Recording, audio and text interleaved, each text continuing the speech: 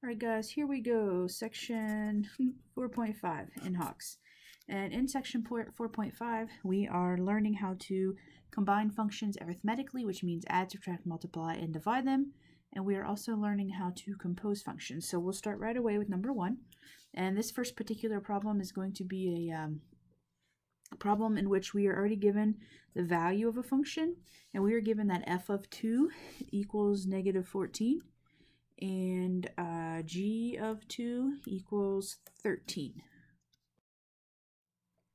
And so what I'm going to have to do, 4 steps, add, subtract, multiply, and divide. So letter A, the first thing I'm going to do is find f plus g of 2. Well, all this means is I'm going to take f of 2 and I'm going to add it to g of 2. So really this is just f of 2 plus g of 2. Well, we could omit this middle part and we can just write, oh hey, f of 2 is negative 14, plus sign, g of 2 is 13. When I take negative 14 and I add 13, I get 1. That's my answer. Done. Now letter B is going to be f minus g of 2, which just means f of 2 minus g of 2, which again I know is 14. Subtraction sign, g of 2 is 13. So I have negative 14 minus 13, which will give me negative 27. Letter C, I'm going to multiply. It's going to be f of 2 times g of 2. And so I'm going to have negative 14 times 13, and you're going to want your calculator for this one. When you type it all in, you're going to get negative 182. And then lastly, I'm going to do f divided by g, which is going to be f of 2 over g of 2. And so I know that f of 2 is negative 14. I know that g is 13. I also know that when I have a fraction, I want to try to combine, or excuse me, I want to try to reduce. I can't reduce this. This is my final answer. I am totally and completely done with number 1. Okay, now when we do number 2, we're going to be doing the same type of a problem. It's going to look a little different when it's given to us. So we're going to start out on number 2 and saying that f of x is equal to x and g of x is equal to x plus 5 over 2. So in this particular problem, instead of getting values, we're actually given functions. And so the question this is going to be another 4-parter. So A, B, C, and D. And the questions are going to ask me to add, subtract, multiply, and divide, but you're going to notice that there are no values right here. We're just given an x. And so what's going to happen is this question is going to be find f plus g of negative 3, and find f minus g of negative 3, and find f times g of negative 3, and then find f divided by g of negative 3. And so what's going to have to happen before we can actually do these 4 pieces is I'm going to get a different color because I want you to be able to see this easier.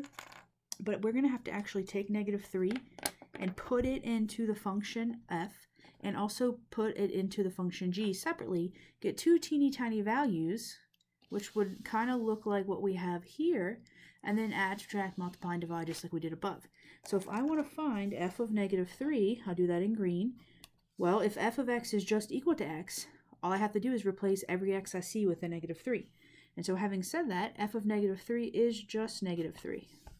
Well, if I come over here to my g, which I will do in a pinkish color, and I'm looking for g of negative 3, everywhere I see an x, I'm going to replace it with a negative 3. So I'm going to have negative 3 plus 5 over 2. Well, if I have negative 3 plus 5, that is 2, and 2 divided by 2 is just 1. And so now, in these boxes that I'm going to draw here, these aren't my final answers by any means. These are just the values that I get when I take negative 3 and I plug it into the f and to the g. And so here where it says f plus g of negative 3, well, that just means, just like the last problem, that means f of negative 3 plus g of negative 3. Well, I just did those calculations, and I got f of negative 3 to actually be negative 3, so plus sign, and then I got g of negative 3 to be the number 1. And so when I add negative 3 plus 1, I'm going to get negative 2. That's my answer. Same exact thing is going to happen down here. This is going to be f of negative 3, only I'm subtracting. Minus g of negative 3. Well, again, I just calculated. I got f of negative 3 to be negative 3. Subtraction sign. I got g of negative 3 to be 1. So negative 3 minus 1, negative 4. When I do my multiplication, this means f of negative 3 times g of negative 3. Well, again, f of negative 3 is negative 3. G of negative 3 is 1. Negative 3 times 1, negative 3. And then lastly, this is going to mean f of negative 3 divided by g of negative 3. And for my calculations, I'm going to have a negative 3 divided by a positive 1, which again is a negative 3.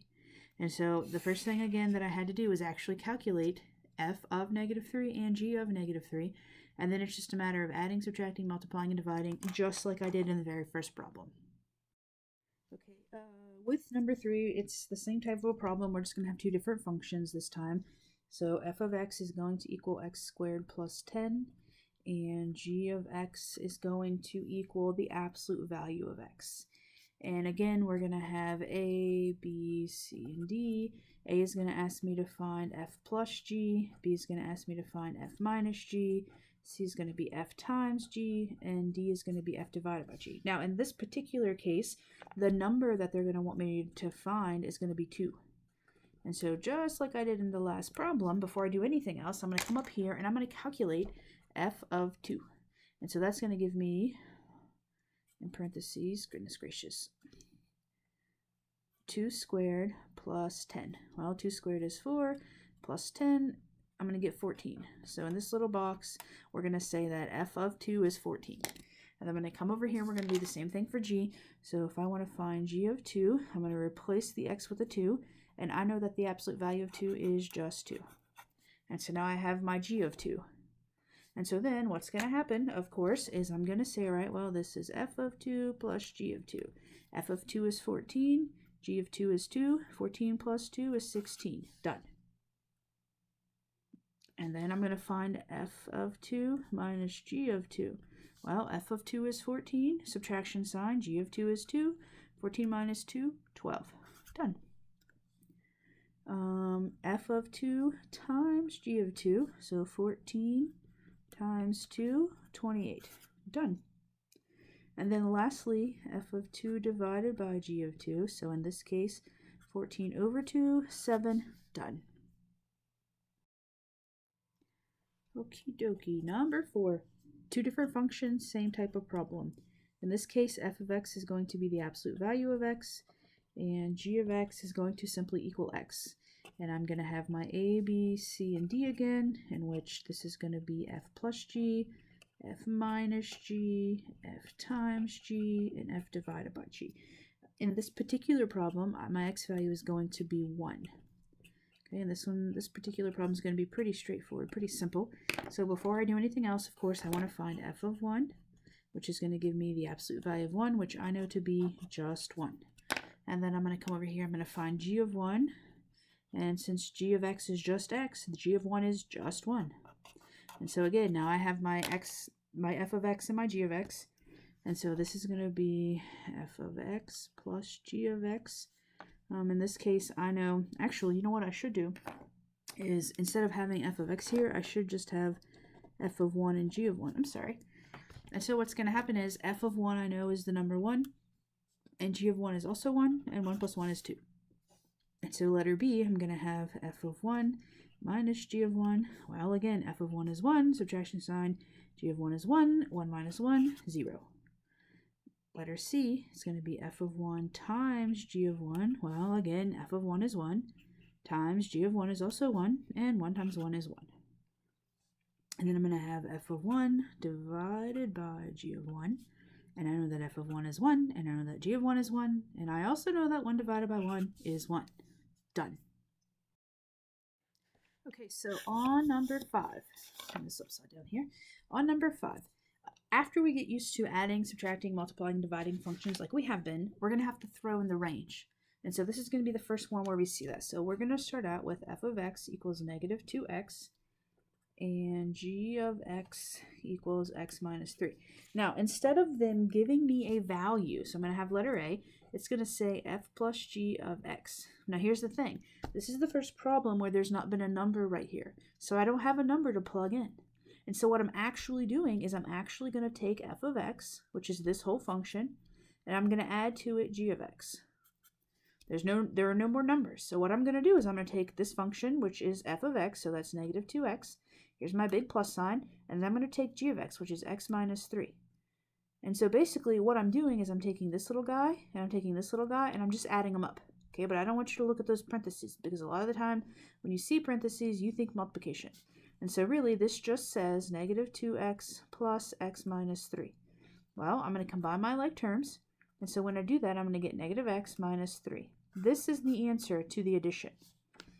Now the next question is, based on my answer to this guy right here, and based on these two functions, what is the domain? And so I look and I say, okay, do I see a fraction with a variable on the bottom? No. Do I see a square root symbol? No. And so because of that, there are no restrictions. And so the domain is all reals. Now, letter B, it's going to ask me to do f divided by g of x. And so again, this just means f of x, the actual function, divided by g of x. And so I'm actually going to take the whole entire function, f, which we know is to negative 2x, and I'm going to stick it over the whole entire function g of x, which is x minus 3. Now, we also know that when we have fractions, we always want to try to simplify. I can't, okay? There's nothing I can do. I can't factor anything out here. So this is my final answer for the actual function itself. Now, it wants me to find the domain. Okay, so I'm looking at this, right? And I'm saying, okay, based on these guys, I know both of these guys up top here, their domains are all real, so I'm good. But I have to look down here and say, ooh, I have a bottom, or excuse me, I have a fraction with a variable on the bottom. So I know that x minus 3 cannot equal 0. And so what I'm going to do is I'm going to add 3 on both sides. And so when I do that, I'm going to get that x cannot equal 3. And so if I were to draw my number line and say, okay, here's 3, that means I'm allowed to have any of these numbers, right, all the way up to 3. Super duper close, but not quite touching. And then guess what? Can't have 3, so all the way away from 3, but super duper close. And so when I go to write my domain, I'm going to say negative infinity to the number 3 union with the number 3 to positive infinity. And so here's my domain. And this particular domain is excluding the number 3, because if I put the number 3 right here, I would have a 0 on the bottom, and I know that I can't do that. Done. All right, number 6 is going to be similar. We're going to get that f of x equals x squared plus x, and g of x equals x squared plus 1. Oh, you know what? Actually, that's a lie. I apologize. I'm looking at the wrong one. Let me start a new fresh paper. Number 6, I'm jumping ahead. We're going to have f of x equals x to the third minus 1, and g of x equals x plus 5. Okay, there we go. And part A is going to ask me to find f times g of x, and then once I do that, to also find its domain. Well, I'm going to actually take f of x and I'm going to multiply it by g of x. And again, since I don't have numbers in place of these x's, it's going to have to be the whole functions. So I'm going to take f of x, x to the third minus 1, and I'm going to multiply it by g of x, which is x plus 5. And so because I have this binomial times this binomial, I'm going to have to FOIL. So x to the third times x is x to the fourth. X to the third times 5 is 5x to the third. Negative 1 times x is negative x.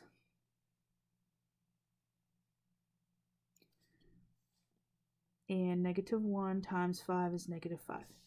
And so once I get all of this written out, my goal here is to, if I can, combine my like terms. Well, here's x4, no other x4s. Here's x3, no other x3s. Here's x1, no other x1s. Here's a constant, no other constants. So this guy right here, this is my answer as far as my multiplication of my functions go. And then I look back up here at each of these little functions, and because there are no fractions with variables on the bottom and there are no square roots, each of these guys' domains are all reals. And so when I look at this guy, guess what? No fractions, no square roots. So his domain is also all reals. And now I'm finished with part A. Now part B, no, this problem doesn't have a part B. Okay, still looking ahead. Sorry guys. Totally done with number 6. Okay, so number 7 is going to have us looking at a graph, which I brought up on my cell phone here so that we can see it pretty easily. So let me write the problem down first, and then we'll take a look at the graph. So number 7 is going to ask us to find a few things. And the first thing it's going to ask me to find is going to be f plus g and f minus g and f times g and f divided by g. And in this particular problem, the value that they're going to give me is a 1. Okay, now here's the thing. You're going to notice at the tip top that I haven't written any function. Okay, and so what's going to have to happen is we're going to have to look at our graph. But before we do that, let's go ahead and write, this is going to be f of 1 plus g of 1. This is going to be f of 1 minus g of 1. This is going to be f of 1 times g of 1 times g of 1, goodness gracious, and this is going to be f of 1 divided by g of 1. And so what's going to happen is we're going to be given this graph, which I know is kind of odd, but you can see at the tip top right here that there's an f, and it's drawing this parabola which is opening upward, and then you can see down here is a g of this parabola that's opening downward.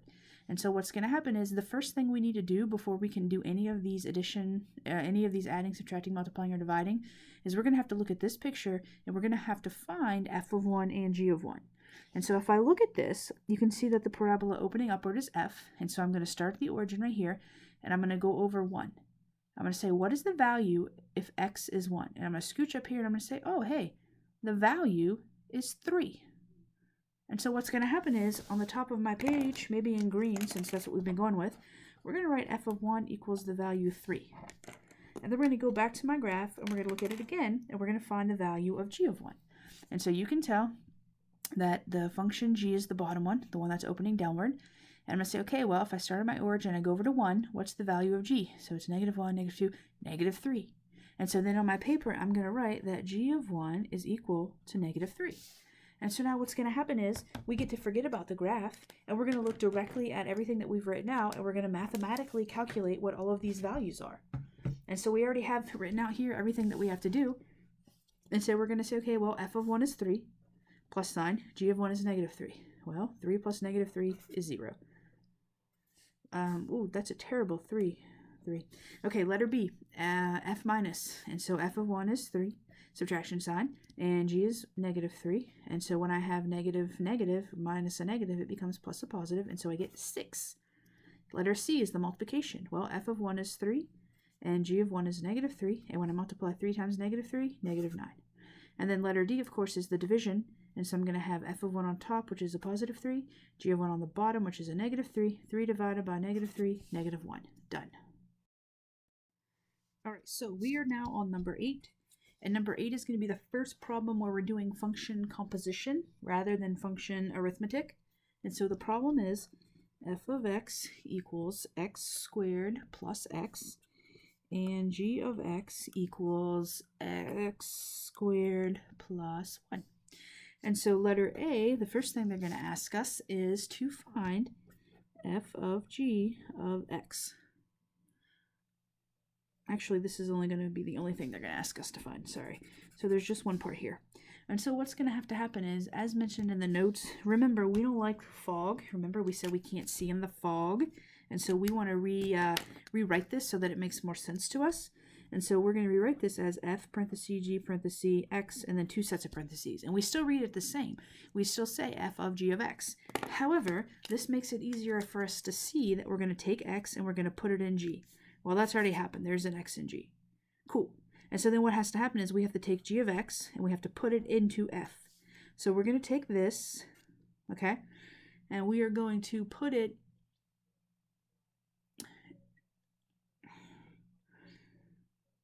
wait a second here. Oh, no. All right, we got to back it up, okay? This happens sometimes, guys, especially when you're making a live video. You say the wrong thing, you do the wrong thing. It happens. Let me jump back down here and say that I want to find f of g, I apologize, of negative 2. This is going to make it a lot easier. Okay, and so what's going to happen is, again, though, because I don't like fog, I have to rewrite this as f of g of negative 2. And so what has to happen first is I have to take the number negative 2 and I have to put it in g. Okay, so that'll be easy. So I'm going to put the negative 2 right here. And so when I go to find g of negative 2, that's going to give me negative 2 squared plus 1. Well, negative 2 squared is 4, and 4 plus 1 is 5. And so I know that g of negative 2 is now a 5. So I can get rid of this, and I can put in its place the number 5. Well, what I see next is that I have to take the number 5 and I have to put it in f. And so I'm going to take the number 5 and I'm going to put it here and here. And so I'm going to write f of 5 equals 5 squared plus 5. Well, what is 5 squared? Well, that's easy. 25 plus 5. And 25 plus 5 is 30. And so after all of this work, my final answer is 30. Okay, and since this one was kind of a mess from the beginning, let me just reiterate quickly what we did. We took negative 2. we put it inside of g first. That's me doing this here. I squared it, I added, I said, okay, g of 2, negative 2 is 5. And then since it was g inside of f, I took the 5, I put it into f. So bam, bam, I did my calculations. My final answer is 30, done. Okay, now on number 9, we are actually going to be sticking some functions inside other functions rather than just values. So number 9, I'm going to get f of x is equal to x to the third minus 3, and g of x is equal to x minus 3. And so what I'm going to try to do here, two things. Step A is I want to find f of g of x. Okay, but remember, I don't like the way that looks, so I'll fix it in a moment. Secondly, when I get done with that, B, I need to find the domain. And so the first thing I want to do real quick, just to make sure I understand this, is I want to come back up here and look at these two beginnings of the problem. If I have x to the third minus 3, this little guy's domain, all reals. No issues with that. If I have just x minus 3, guess what? His domain is all reals as well. So this is going to come in handy when we go to do our domain at the very end. And so back to the problem I go. And remember, I don't like the way this looks because I can't see through the fog. So this becomes f of g of x. And since we don't have any actual numbers anymore, we're going to have to take the whole entire function of g of x and stick it into f, which means I'm going to have to take this entire thing and I'm going to have to put it right here. And so when I rewrite this, it's going to look like this. It's going to be x minus 3, because that's my g value. The whole thing is still going to be cubed, and I still have to subtract 3. And so the reason why I wrote this in two different colors is so that I could do this. If I were to take my finger and cover up the green part, would you not agree that if I could, I don't know if I can do this, but if I could put an x right here on my fingernail, suppose I can, wouldn't this say x to the third minus 3? Isn't that still my f of x? And so what I've done is I've taken this g value and I've popped it in for that x. So my finger is removed and x minus 3 is in its place. And so now what has to happen is we have to simplify as much as we possibly can, okay? Because again, we don't want to leave it like this. We want a little bit of a neater answer. And so here's what's going to happen. Since this thing is being raised to the third, I'm going to actually have to do this. X minus 3 times x minus 3 times x minus 3. And then this little guy's just hanging on, so minus 3. And so since I have 3 of these, I'm going to have to FOIL, but I'm going to have to do it one at a time, so to speak. I can't do it all together. And so here I go. This guy, for the time being, I'm not going to mess with. So I'm going to say, okay, well, x times x, x squared. And I'm going to say x times negative 3 minus 3x. Another minus 3x. A plus 9. So this is in parentheses. These guys have been taken care of. Now, I have to make sure that this guy right here gets multiplied by this whole thing. So I'll bring him down and say, oh, times x minus 3. This minus 3 is still just hanging out. And so here I go. I'm going to say, okay, well, x squared times x is x to the third. And then I'm going to say x squared minus 3 is negative 3x squared. And then I'm going to say, okay, well, negative 3x times x is negative 3x squared. And negative 3x times negative 3 is plus 9x. And then this negative 3x times x is negative 3x squared. And then this negative 3x times this 3 is, times that negative 3 is positive 9x. And then 9 times x is positive 9x. And then 9 times negative 3 is finally negative 27. And then this guy's just hanging, so minus 3. Whew, okay, so I did all of the multiplication, and now I need to combine my like terms. So I'll start over the beginning, and I'll say, okay, there's only this x to the third term, check.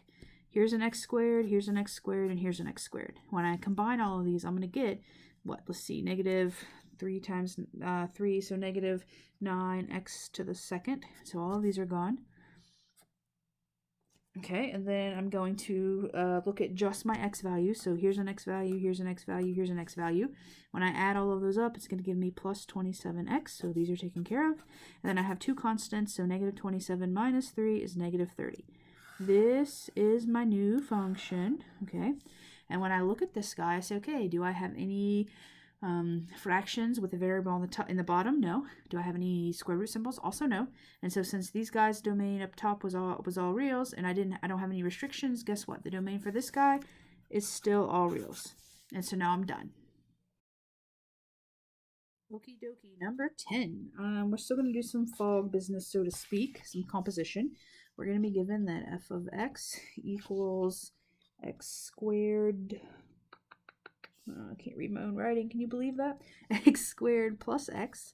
And g of x equals x squared plus 3. And so the first thing that we want to try to do is find f of g of -2. Okay, but again, I don't like the way this looks. Remember, I want to always try to get rid of the fog. So rewrite this as f of g of -2, and which again tells me that I have to do several things. I have to take the -2 first and put it into g, and then I'll get some value, and then I will take all of that and put it into f.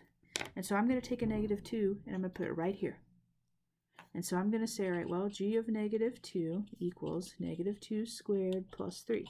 Well, I know that -2 squared is a +4, and 4 plus 3 is a 7. So I know that g of -2 is 7. So I can get rid of this, and in its place, I'll put a 7, which means that I'm going to have to take the number 7, and I'm going to have to put it into x. So I'm going to have f of 7 equals 7 squared plus 7. Well, 7 squared is 49. And 49 plus 7 is going to give me 56. And this is my total and final answer. Maybe make that a little more clear. Answer. Okay. And now I'm done. All right, number 11 is a similar question to the one that we've just done. And so I'm going to have f of x equals x to the third plus x squared. And g of x equals x to the third minus 4. And what I'm going to try to do here is find f of g of -2, which again, I want to rewrite this because I don't like the way it looks. So this becomes f of g of -2. And so I know now that I have to take -2 and have to put it in g first. So I can do that. So I'm going to have g of -2, and it's going to go right here. So -2 to the third minus 4. Well, -2 to the third is -8, and -8 minus 4 is -12. Okay. So then what's going to have to happen is, now this g of -2 is actually a -12. And so I'm going to take this -12 and I'm going to put it into f. So I'm going to take this and I'm going to put it right here. And so what's going to happen is I'm going to have f of -12, and that's going to give me -12 to the third plus -12 squared. Now you're definitely going to want your calculator for this one. When you type -12 to the third in, you're going to get a really large number, -728. That's fine. Plus sign, when you square -12, you're going to get 144. All you have to do is add these two guys up, and you're going to get -1584. And this is my totally complete answer. And so now I'm done. All right, now number 12, we're going to have to take a look at a graph again, but let me write down the actual problem first. So number 12 is going to tell me to find f of g of the number 4, but it's going to give me a graph. So before we look at the graph, I want to get this thing set up because, again, I don't like the way this looks. So I'm going to turn this into f of g of 4. And so what that means is I'm going to have to take the number 4 and I'm going to have to put it in g. And that's going to give me a value. So the first thing I want to do is find g of 4. Okay, we're going to look at a graph and we're going to do that. Once we find that value, we're going to take g of 4, we're going to put it into f. So whatever that value is, we're going to stick it into our function f, okay? So what I want to do is go ahead and show you the graph, and we'll find g of 4, and then we'll pop it in, we'll find the value. So here is the graph, okay? And you can see again, here's two lines, and you can see the line on top is f, and the line on bottom is g. And so the first thing that we have to do is find g of 4. And so here's g, and we're going to start at the origin, and we're going to scooch over to where x is 4, which is right here. We're going to say, okay, what's the value? And we're going to go up to 2. And so we can see that g of 4 is 2. And so I'm going to come back to my page, and I'm going to write that g of 4 is the number 2. Well, we already said that once we found that value, which in this case is 2, we're going to take that value of 2 and we're going to put it into f. So we're going to go back to my graph. So we're going to find f of 2 essentially. So we're going to go back to my graph, and you can see that the top graph is f. And so we're going to start at 0, 0, and we're going to find the value at 2.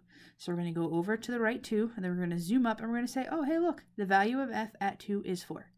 And so we're just going to put a little 4 right here, and the number 4 is my total and complete answer. So let me jot that down, answer, and now we're done. Okay, that's it. All right, we got 2 more problems to go. And so if we take a look at number 13, number 14, 13 and 14 are going to be similar. What's going to happen is they're going to give us a function. In this case, we're going to get f of x equals the square root of, we're going to have 5x to the third plus 4 underneath of the radical, and we're going to have a minus 5 on the outside.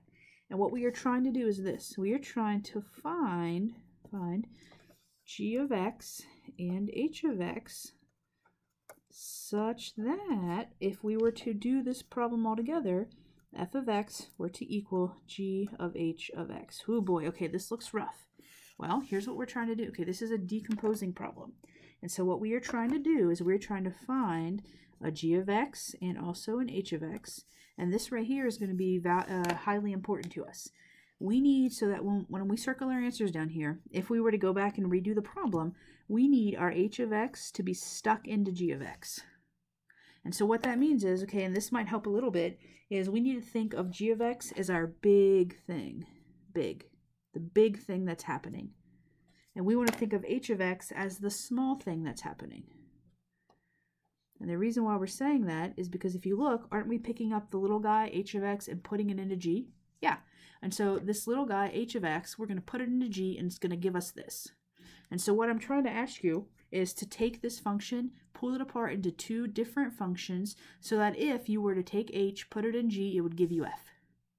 So if you think about it, we want g to be the big thing that's happening. So if you were to just look at this function, what do you see that's really happening? Well, the biggest thing I see is I'm taking the square root of something.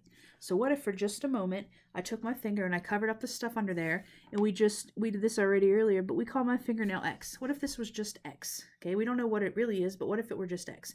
Wouldn't this be the function, the square root of x minus 5? And then what if I let x equal all the stuff that's in here? So what if I did this? What if I said my big function was the square root of x minus 5? And what if I said the thing that's being square rooted, isn't that just 5x to the third plus 4? So this is my answer. And so what I want you to do is I want you to think about this for a moment. I want you to think, I'm going to zoom this in some so we can see it a little bit better. What if I took this little guy here to be my small, so to speak, my small little h of x, and I took this little h of x and I put it right here? Because that's what I'm doing, right, is I'm taking h and I'm putting it into g. Well, wouldn't that give me this? Which, hey, look, is exactly what I started with.